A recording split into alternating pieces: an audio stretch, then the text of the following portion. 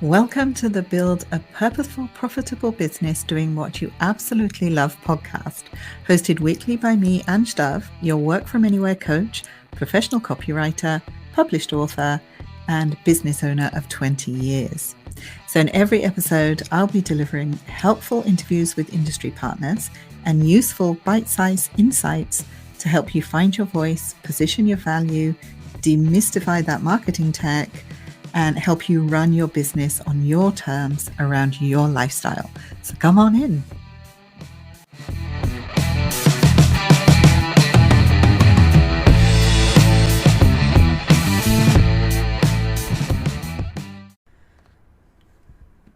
Okay, welcome to this episode. So good to have you here listening. I hope I can bring you some value today. So what I want to touch on today is something that came up in the week on social media, and I was just going through some of my accounts and posts, and it's to do with how you market to your audience and whether you're adding value or you're actually giving unsolicited advice in a way that actually turns your customers or your potential customers off.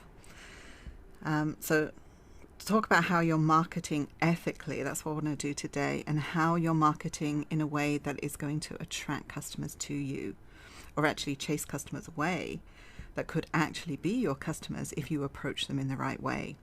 So what happened in this particular instance was someone that I follow on Facebook is a fitness coach, and he put out a post which is a copy of the message he had received from a lady that he followed. So he had actually followed her, and she sent him an angry message in a private message. I think it was private anyway. So basically what she was saying to him is, I'm going to take you off my followers list. I don't want you following me anymore. I don't appreciate your messages, and I don't appreciate your unsolicited advice. I don't want to lose weight, and I'm taking you off my list. And then she got a little bit abusive after that, using some curse words and stuff.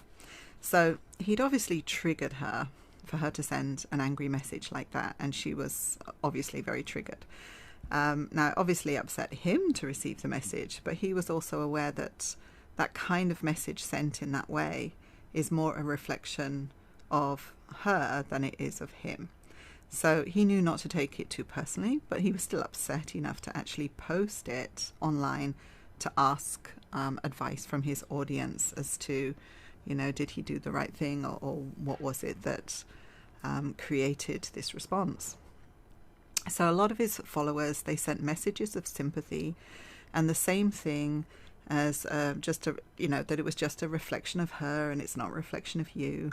You're doing a great job, etc. And all of this is true. He is doing a great job. The services he provides is invaluable to the right person that appreciates it. And he can do wonders for his clients. And being able for him to contact people and help them, it's a fantastic gift. So there's no issue there. So none of them were actually saying what the issue was here. And the issue was that it had been unsolicited advice. So you imagine if you were overweight and someone came to you and said, without you asking, I'm going to help you lose weight. Your response is going to be, well, who asked you? Who said I wanted to lose weight? It's none of your business. And you're going to be probably quite upset at the assumption that you wanted to lose weight, or just being told that you were fat in the first place from someone that you never asked anything from. So you've got to be very careful, even if they do need your help. All right, you can't be giving it as unsolicited advice. So you know they need your help, right? There's absolutely no point in you reaching out to them and offering your services in a direct way. Absolutely no point, because it's just going to backfire on you like it did with him. And even if they wanted your services secretly and were maybe think of asking, right? But they would in no way would they approach you. Now, absolutely no way. In a similar situation I can think of in my business is that I very frequently get cold emails from SEO companies telling me that my SEO on my website doesn't work, and they'll be quite happy to fix that for me. So my response, would turn the air blue, actually, because it's the same thing. It's unsolicited advice. I didn't ask them for their SEO services, and I certainly didn't appreciate them telling me that my SEO on my website doesn't work, especially because it does. I turn up for the keywords that I want to come up for. So I'm quite pleased with the SEO on my site. I feel it's working for me, and I don't see that I should have to make any changes. And maybe this lady didn't want any changes to her body, or she certainly didn't want people telling her that she did. So there are various other examples, and I'm sure you can come up with some as well, where you've been solicited by someone offering services and you weren't asking for them at that particular time. And also they were doing it in a way that it's actually quite insulting. And that's the key here. These people who may have reached out with the best intentions of the world, but it's actually quite insulting to be told, hey, you need to lose weight and I'm going to help you. Yeah. Or to be told your website is rubbish, right? I'm going to help you fix it. So these kinds of things you need to be very, very careful about when you solicit, when you're looking for business and you're offering to help someone. So this is kind of a difference between what we call inbound and outbound marketing. And you're really wanting people to come and ask you for help rather than you go to them and try and force your services on them.